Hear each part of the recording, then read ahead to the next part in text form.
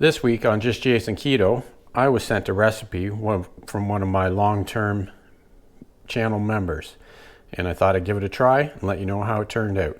So let's get started.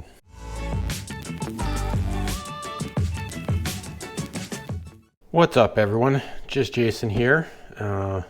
Something a little special this week for our chaffle recipe. This recipe was submitted to me by one of my longtime members on the channel, Dr. John Smith. He sent me an email a while back with a recipe that he's made. So this is entirely his recipe.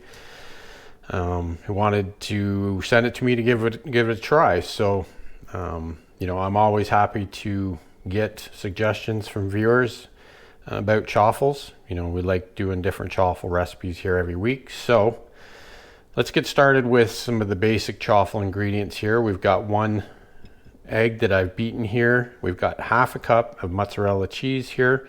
So instead of the usual 2/3 of a cup, we've got half a cup of that. And we've got 2 tablespoons of almond flour here. We've got about an ounce of cream cheese. And then I've got a 1/4 teaspoon of baking powder. So that's our, the start of our chaffles here. Now I'm not gonna sort of give away what this recipe is just yet, but let's get started mixing this chaffle recipe together. So we'll add our cream cheese in with our egg. Now I'm always game for having cream cheese in my chaffles. I definitely find it adds a really good flavor. And then we'll add in our mozzarella cheese as well.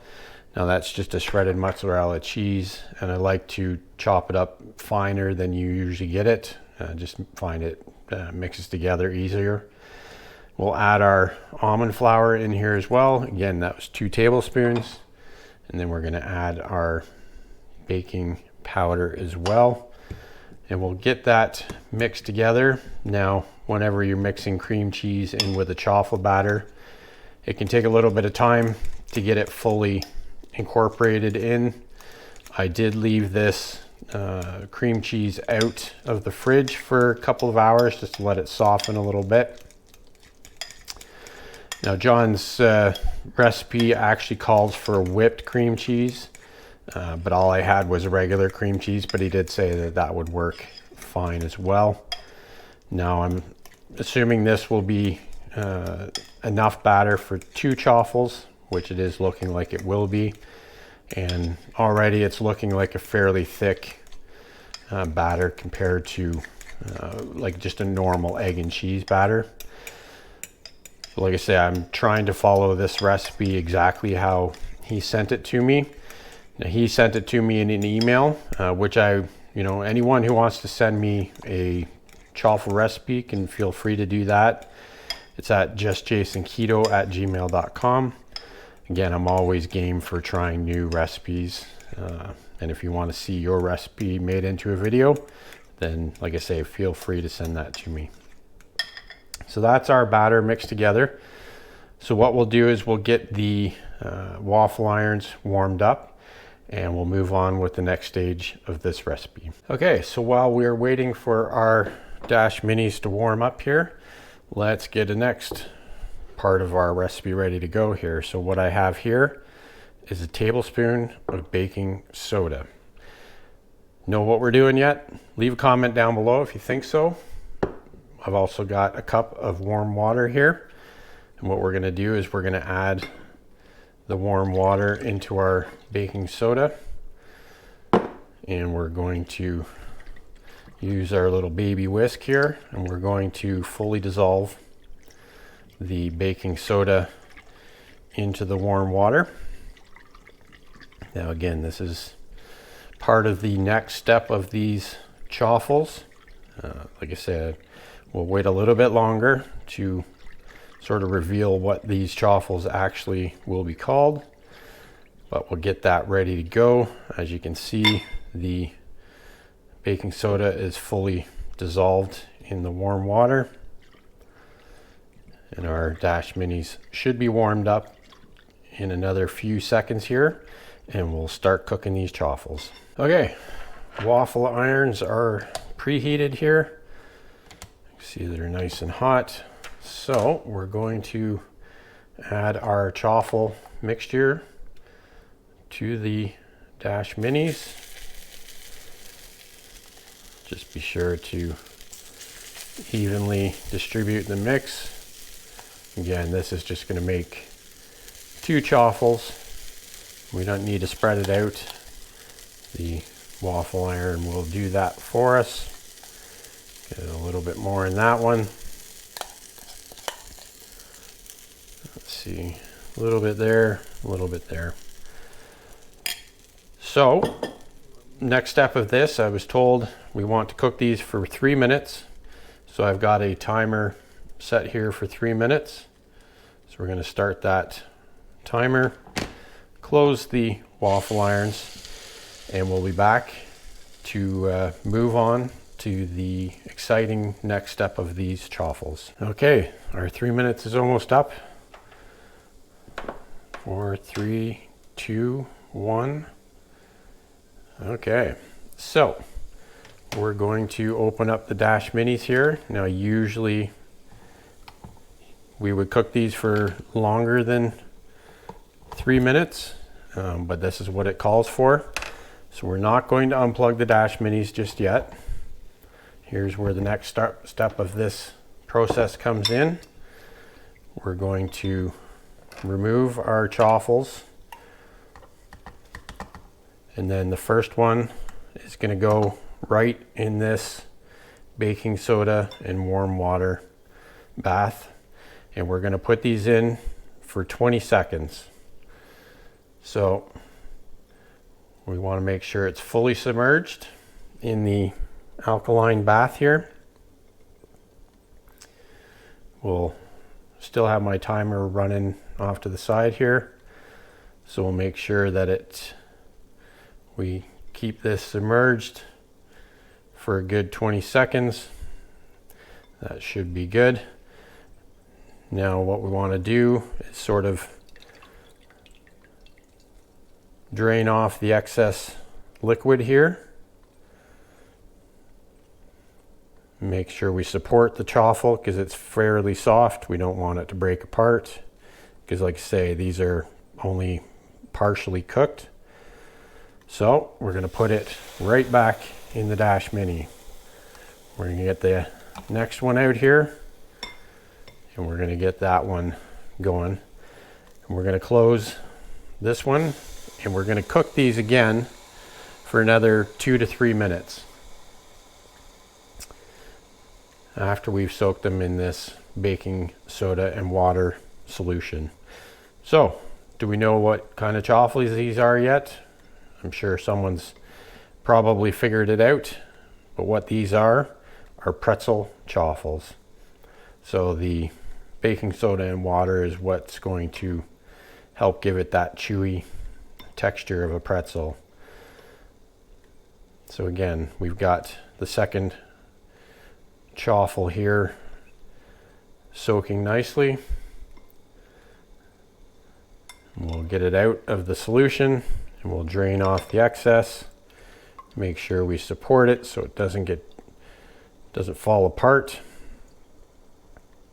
You can feel how much heavier they are after soaking. And then we'll put that back in the other Dash Mini and close that up. So again, we want to cook these again for 2 to 3 minutes. So I will let that go and we'll come back and move on to step number 3.